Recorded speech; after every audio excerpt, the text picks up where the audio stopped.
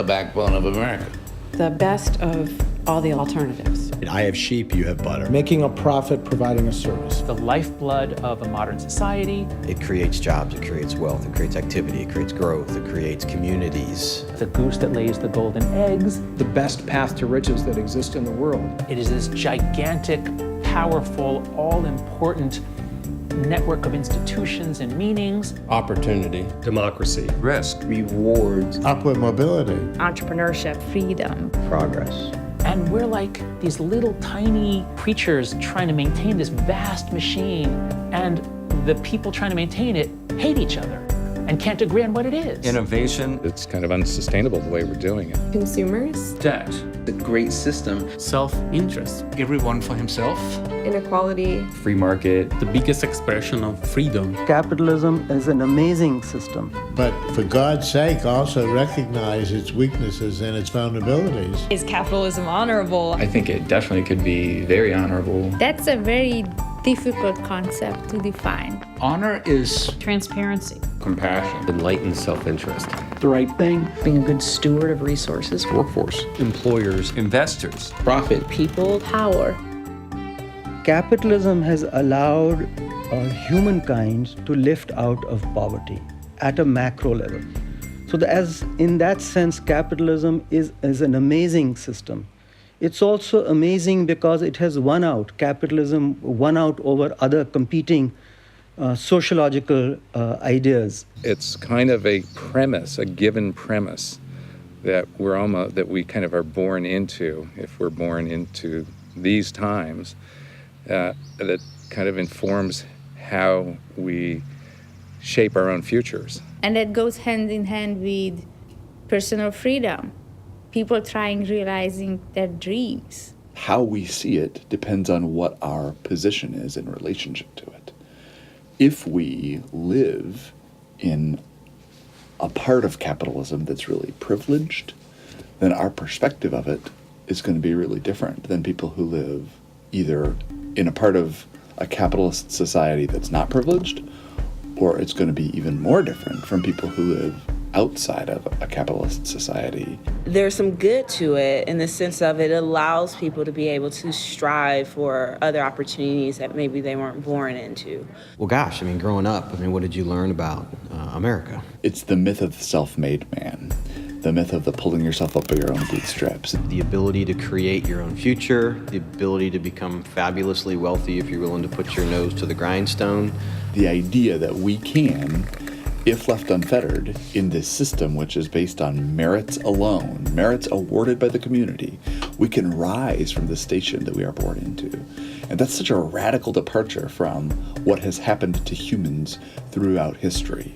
Well, a lot of people kind of connect the notion of capitalism to business because it means that private ownership and businesses kind of take care of certain needs of the community and people, and it is not taken care of by the government, which is a big difference to some other countries. But I think if you look at, what are the needs of the people and what are the needs of the businesses, they are sometimes not the same. They don't align. There's only three kinds possible, right? There'd be dishonorable capitalism, which is I'm trying to get something over on you. Maybe I'm not sharing with you that my sheep is sick, right? Or maybe you're not sharing with me that your butter's a little bit old, right? Then there's capitalism, which is, it is what it is. My sheep is fine. You have butter. Let's trade. And then there's honorable capitalism, where it's like, hey, really interested in trading sheep for butter and would like to establish a relationship because I'm probably going to want to trade more sheep in the future and I'm going to need more butter. And that's where now I start to want to maybe go to lunch and get to know you, understand your family, understand about, how do you feel about being able to continue to produce butter in the future? Maybe I can add some value so that I know there'll be butter there for me in the future. Now we're partnering, we're helping each other, we're building a relationship. And that honors the intrinsic interest in both of us to succeed and to help each other. I had an example early on. My father was an entrepreneur, and one of their first products that they released, they found out after maybe 100 of them had gone out that it had a flaw in the product. And it wasn't a fatal flaw, it was a minor flaw. But even when they weren't making any money, they recalled the product and they fixed it and they sent it back out. And it set the reputation for his company for the rest of the time the company existed. I want to do good work with good people. I want to make a living. I want to do something that will enable me to make a living and will do some good for the people that I'm representing. So I'd say that's being honorable inside capitalism.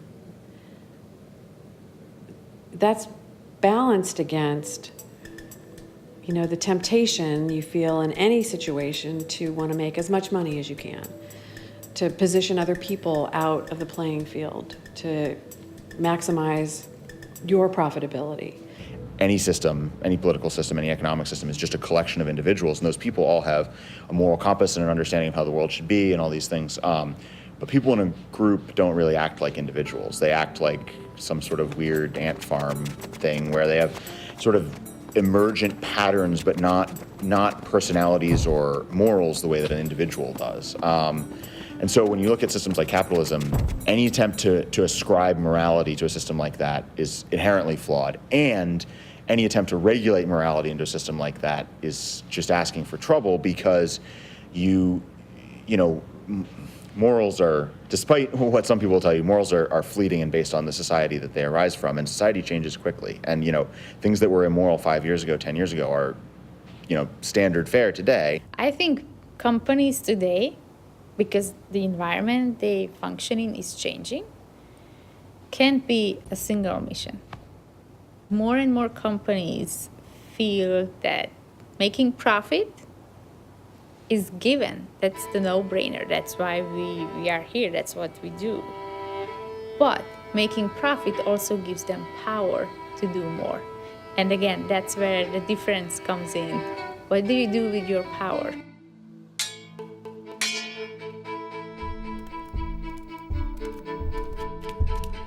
I guess it's the ideology of capitalism, that any one person with a good idea that's willing to pursue that idea with passion and commitment and willing to stand behind that process has an opportunity to make something happen.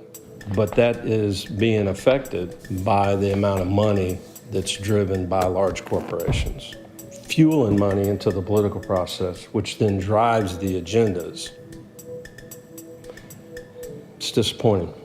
The problem is that the corporations, rather than adjust with a free market, simply lobby the lawmakers and have laws either give or take in their favor. We don't have pure capitalism. We have a hybrid.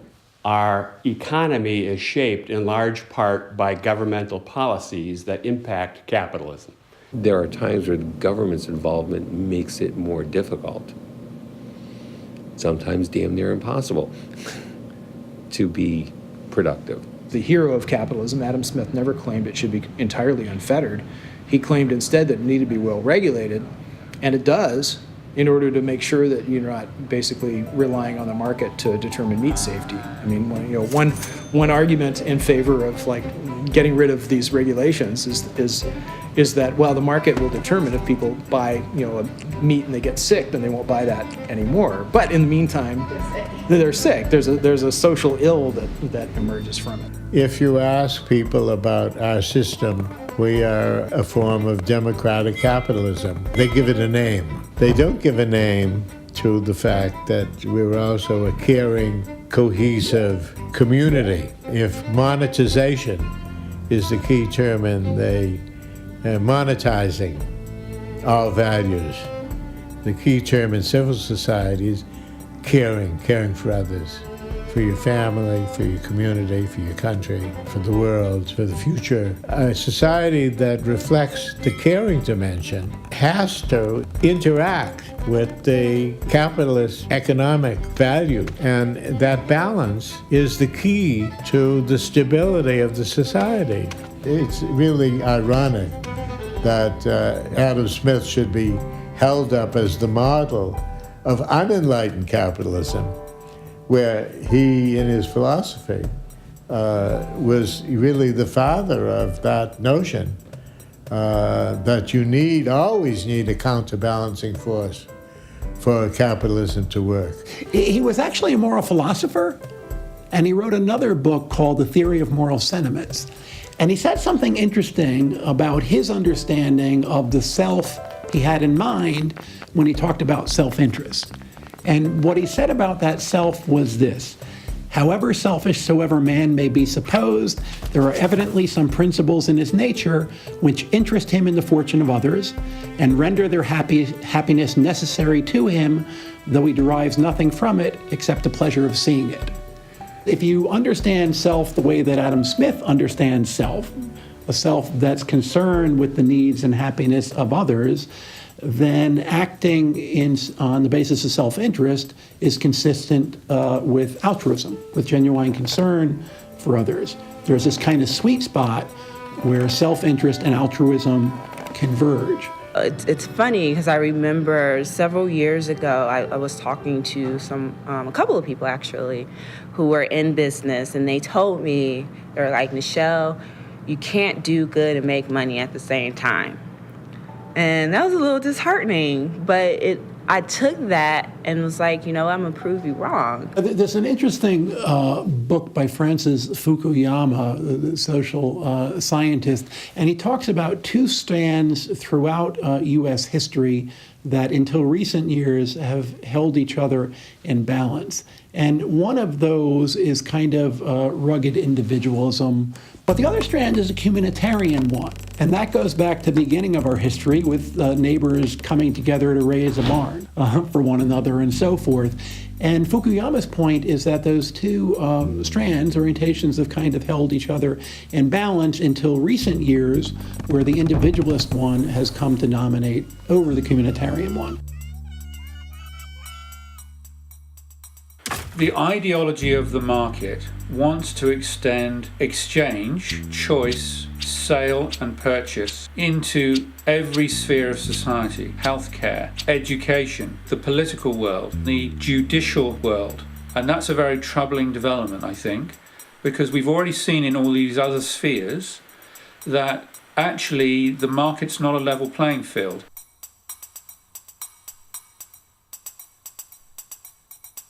So one of the unintended consequences of capitalism as a system is that you'll have inequality, because there are some people who are going to be very successful and some people who won't be.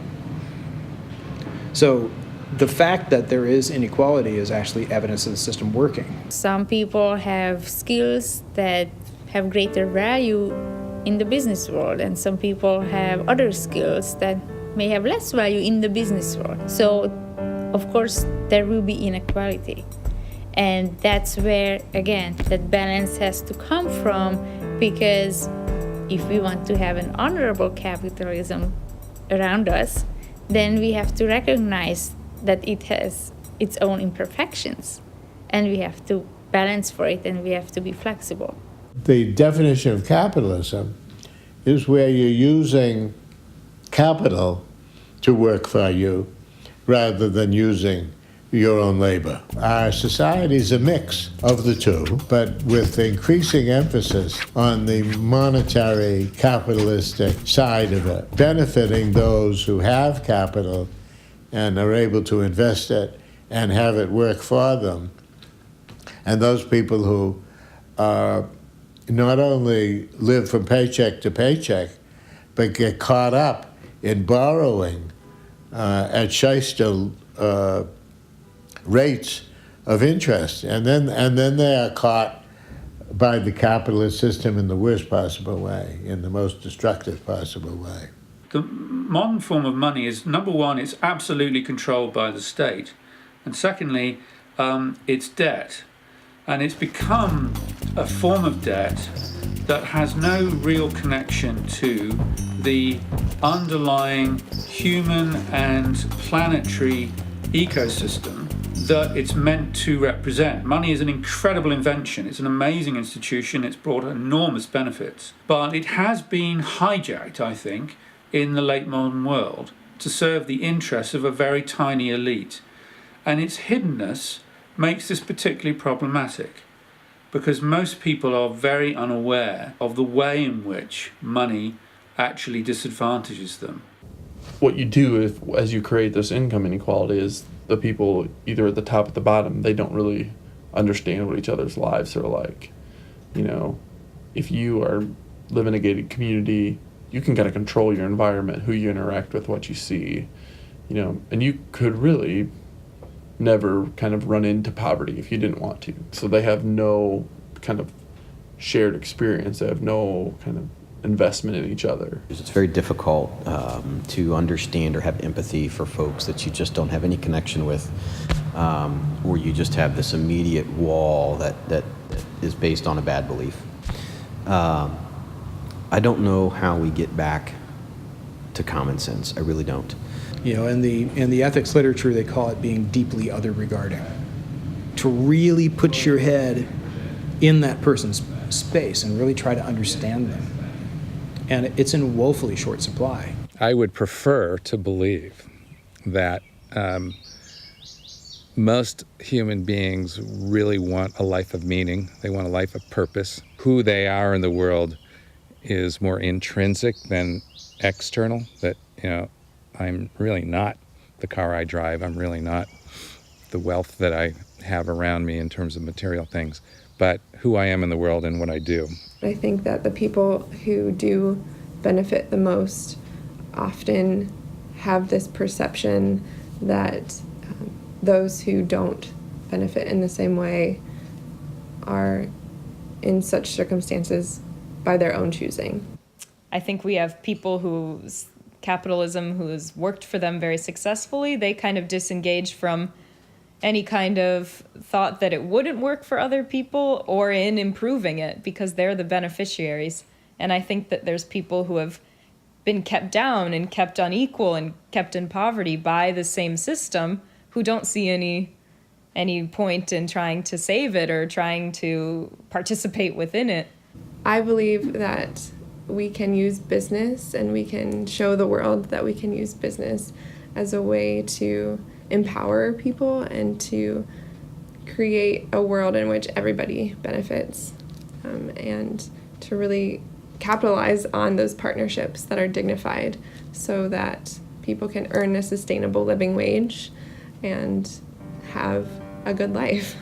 The idea of how can we make slight adjustments to what's worked for us in the past, and how can we make capitalism a warmer, fuzzier capitalism, is an interesting conversation, because I think we've finally gotten to a point as a country where there aren't a lot of people that are really worried about some of the traditional economic issues of, you know, is the whole system going to come crumbling down any minute now? It's more about, okay, can we make this work for everyone? Can we make this more equitable?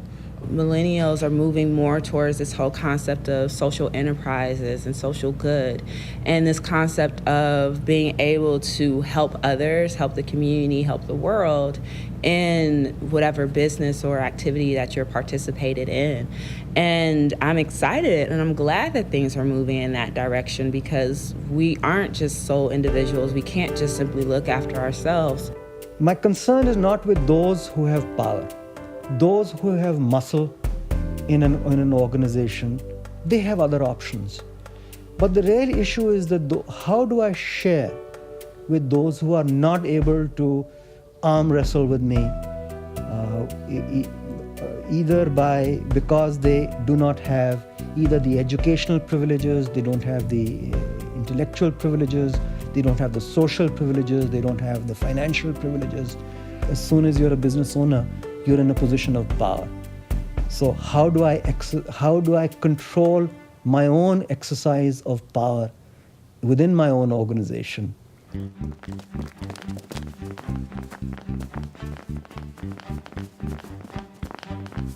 You know, I think ideology is the enemy of truth, the enemy of fact. You have an almost religious zeal to balance the budget, redistribute wealth, to whatever the slogan happens to be on the left or the right. And it's a formula for not thinking. One group can see the problem of the power of the state over the individual, but fails to see the problem of the power of powerful business interests over the individual. And then the other group has the reverse blind spot. And we don't, rather than allowing both of these blind spots to correct one another, we simply oscillate from one extreme to the other. Unfortunately, our democratic process in the United States since the 1990s has gotten so polarized. If you go back to the 70s, the Republicans and Democrats didn't like each other, but they didn't hate each other. The average ratings were only a little negative. But it's gone, the negativity has gone up and up and up, especially in the last 15 to 20 years, really, really negative. And then democracy breaks down because neither side can compromise. And that's, I think, our big danger. I think this country, capitalism, business, relationships, every part of everyone's life is about compromise.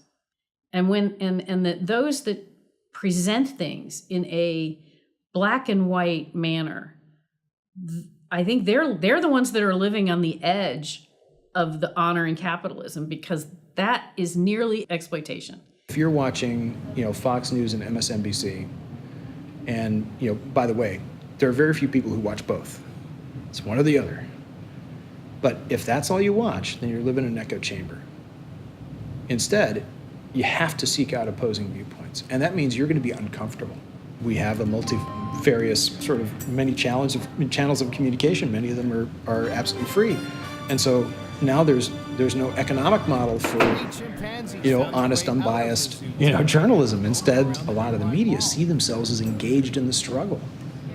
They became journalists because they wanted to change the world, just like politicians became politicians because, by and large, they wanted to exert power. I mean, let's be truthful about it. They wanted to exert power, and this is a method by which they can do that. How else can you explain, some of the behavior that we see? Hey, everybody's just got their talking points, and here's what they're going to say, and whether it be on party lines or whatever. To me, it seems kind of crazy. So, is our country that way, or is it just that's what the picture that we're being shown? I am a part of the growing population of people that is not blue nor red, and I have tried to raise my children in a fashion that they don't see life through a political lens, that they evaluate things through common sense. There's a great movie, Moon Over Parador, with Richard Dreyfuss, and it's a country, it's a complete dictatorship, and there's a scene in there I'll never forget where they're voting for president, who happens to be Richard Dreyfuss. He's an actor acting as this dictator because he looks like him. And the guy says, I'm going to vote for Dictator Red. And you had your choices were Dictator Red or Dictator Blue. But in my mind anymore, that's kind of where I think we are. We're a Dictator Red or Dictator Blue. The fundamentalism of the left believes that the state sort of is almost infallible, just as the fundamentalism of the right believes that the market left to itself is practically infallible. We have to get past this kind of ideology. It's rather immature, to be honest with you.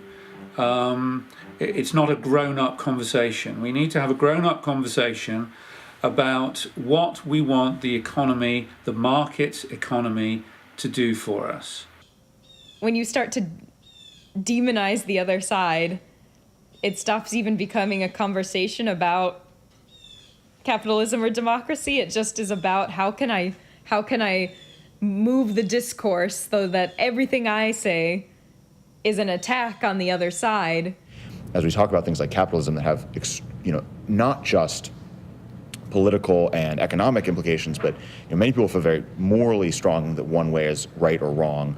I think that's an even harder issue, and any issue that has a moral connotation becomes very tough because people don't just think, oh well, they're wrong and I'm right, and so this will be more efficient than them, or we would be 10% more effective. It's they're wrong and I'm right because what they want is evil and what I want is good. And once you start thinking about it in those terms, it's very hard to have a conversation.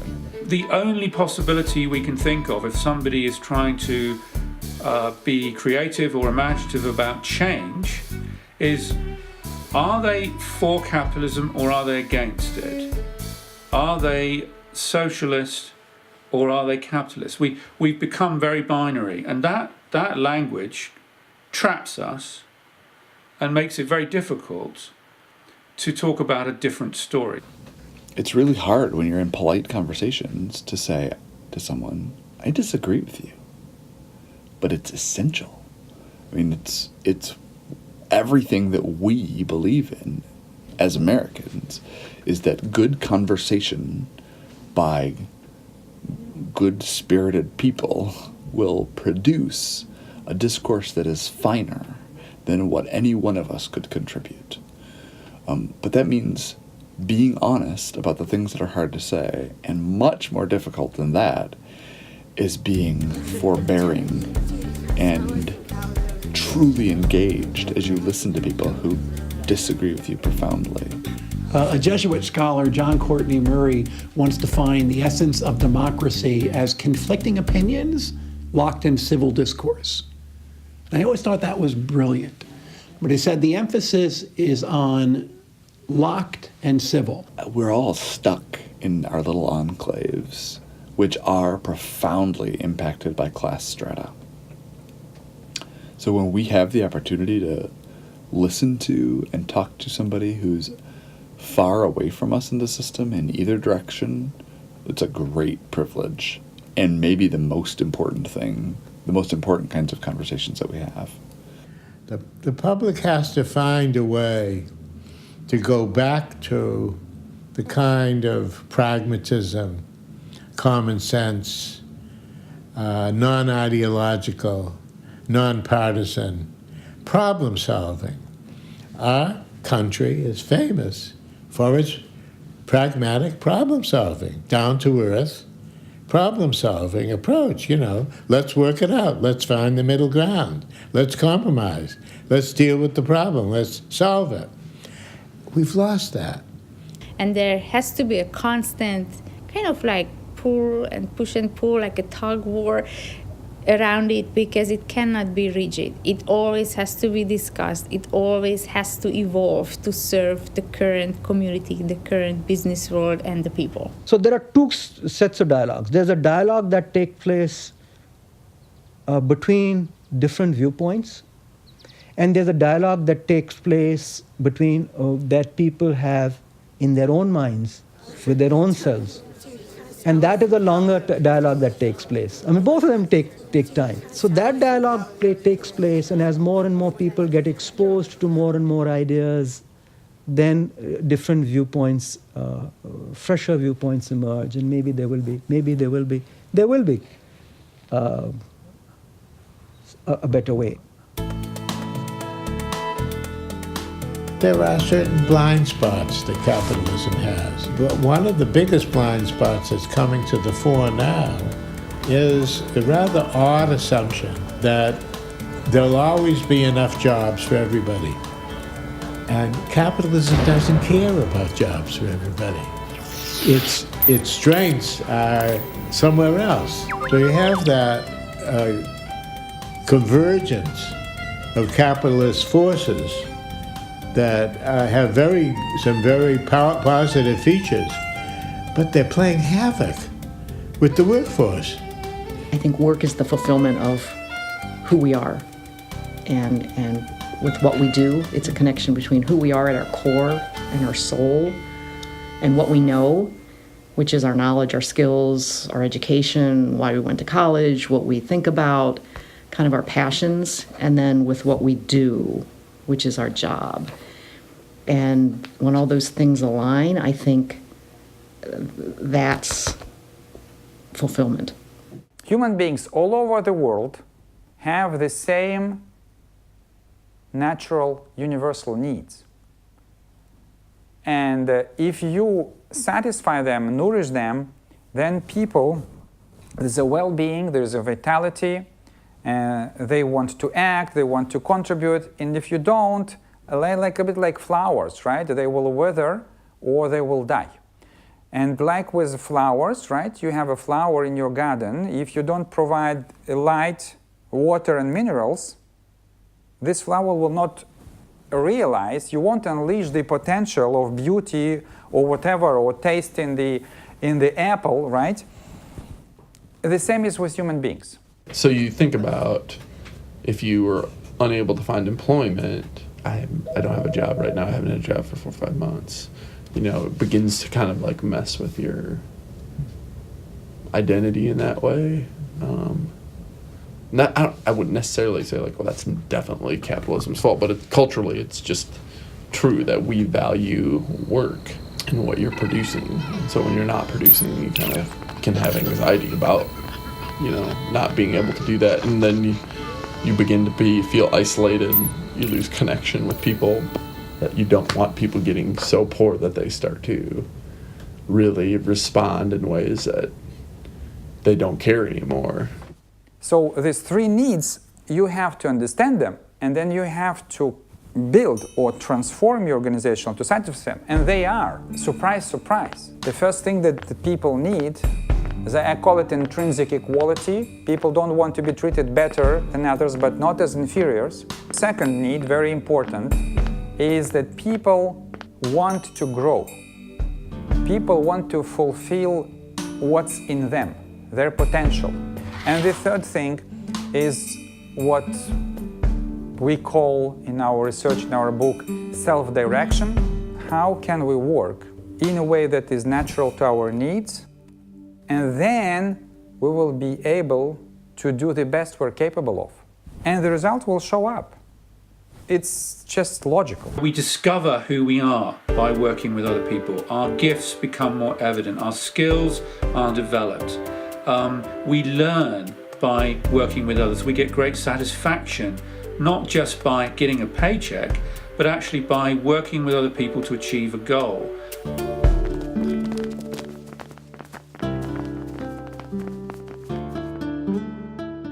In the first few decades of my professional work, my business industrial clients had a very balanced view of their responsibilities. The role of the CEO was to balance the interest of all the stakeholders of the company.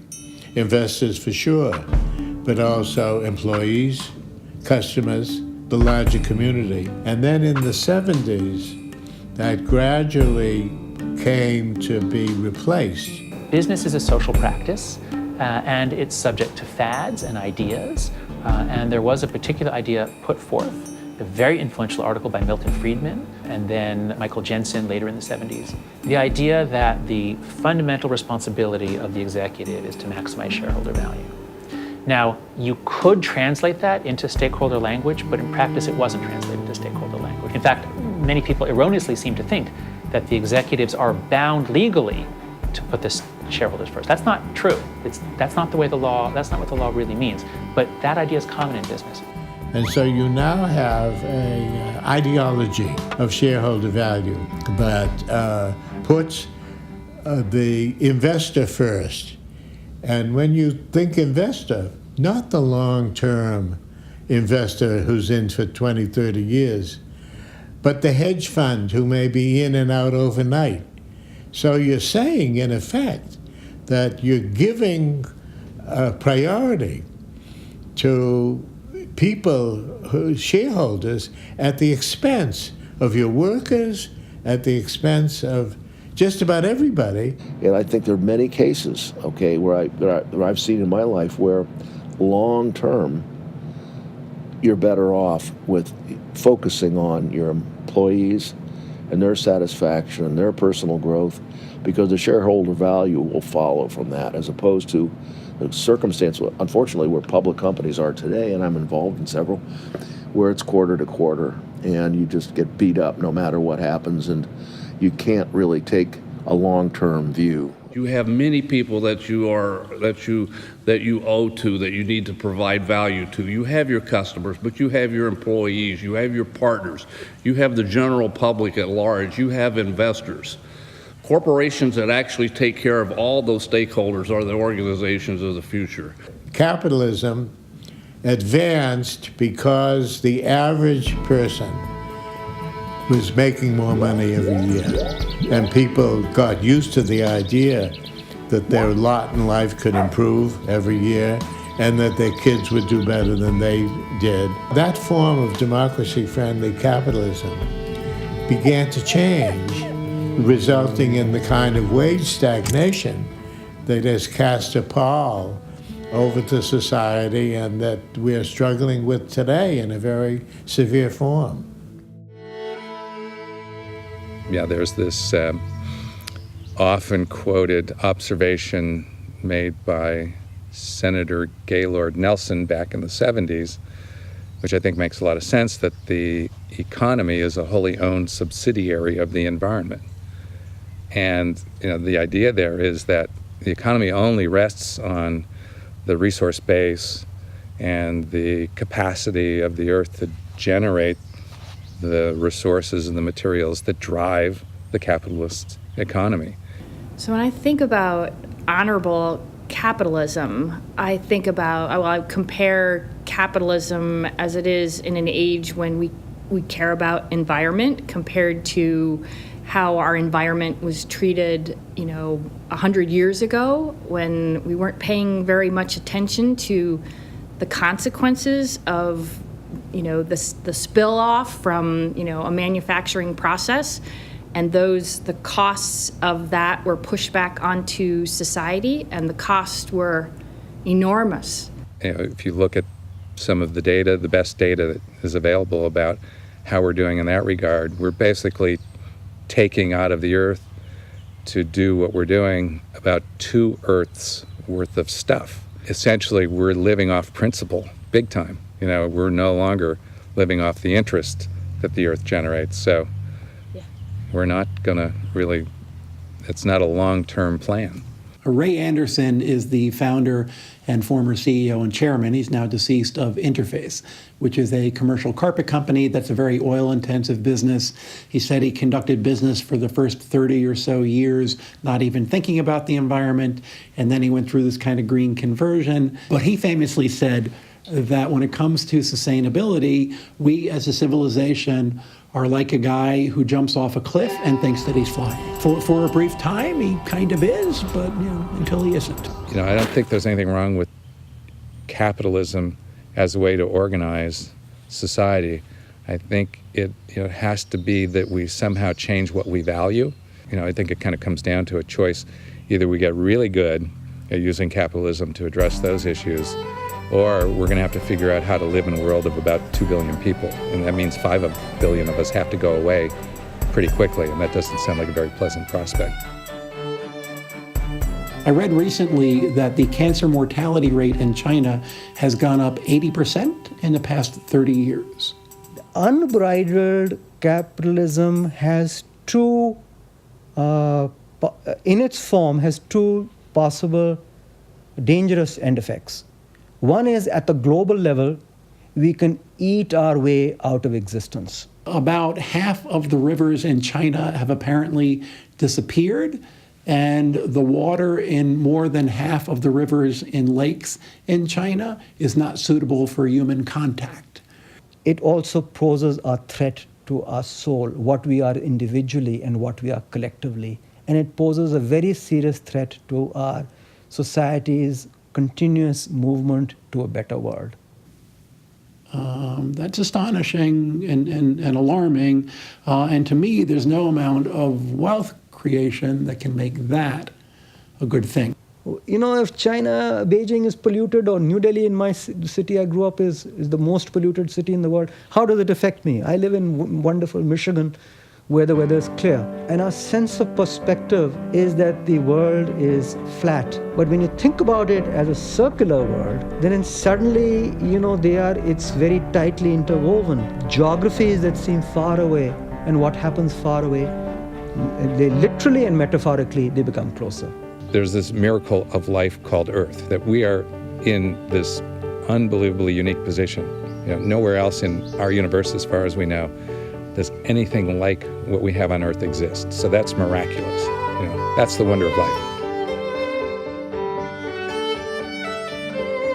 I honestly believe that, what we've seen in the last couple hundred years is an ongoing democratization of humanity.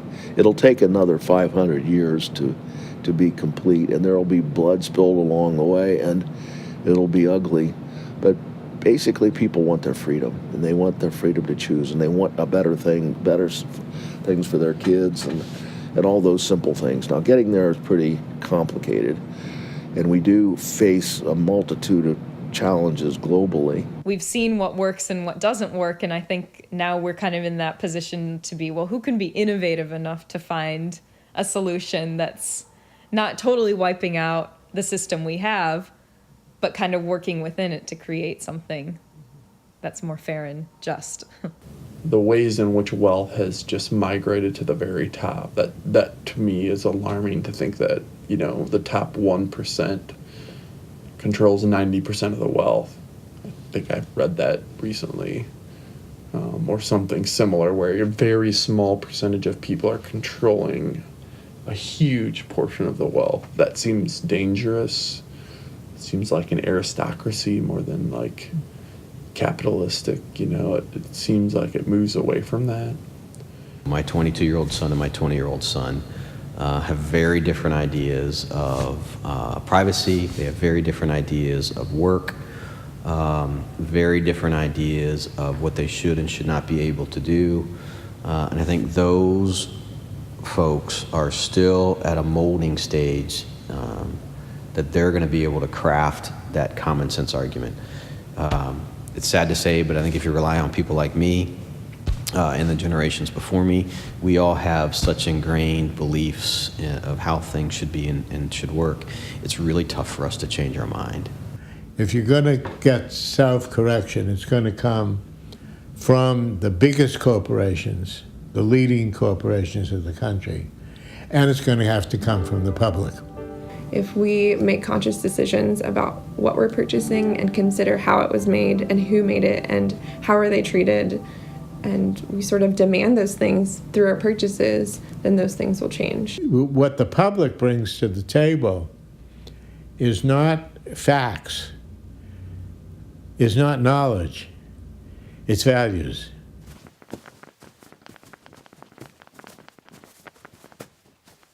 Honor to me is a way of talking about the fundamental difference between being in service to another or being in service to yourself. It's something that sort of floats above the law. It's more important than the law. It may inform the law, but it's something that can be violated while still operating inside the bounds of the law. That you do the right thing that may not be the best thing for you as a person, but maybe it's the best option for the community or someone else. Doing the right thing, and based on your own morals, your own values, and it's enough is enough, and you're not going to compromise yourself to do a deal or to hire an employee that you think you can get cheaper, but you know that they're worth more. At the end of the day, you could have the most amount of money in the world and you could have this and that, but if you look who's going to be there for you and turn around and nobody's behind you when you really need them, what kind of honorable person have you been? And yet you can have 2 cents in your pocket and nothing in your bank account, and you could be the most honorable person. You look behind you and you have 1,000 people willing to give you one of their kidneys. I see the great majority of my peers in business and business leaders really living what I would consider an honorable capitalist life, providing valuable services to people who really need them and really appreciate them, and doing it the right way, not just legally, above legally, honoring their employees, honoring their clients. There's something about America that's unique. And when something is wrong, our experience as a country is that people begin to stand up. And when people stand up, not politicians, but people, when people stand up, grassroots, something happens. People realize now more and more how important it is to have healthy communities, and they're willing to invest in that because it does help their business overall. I think our greatest challenge is seeing the good and not over-focusing on the few glaring examples of capitalism gone sideways. I don't want capitalism to go away. Here's something provocative you can choose to edit out. I am a socialist, too. Because being a socialist doesn't necessarily mean that I think that government-imposed socialism is a good thing. But there are ideals within socialism that balance the ideals within capitalism.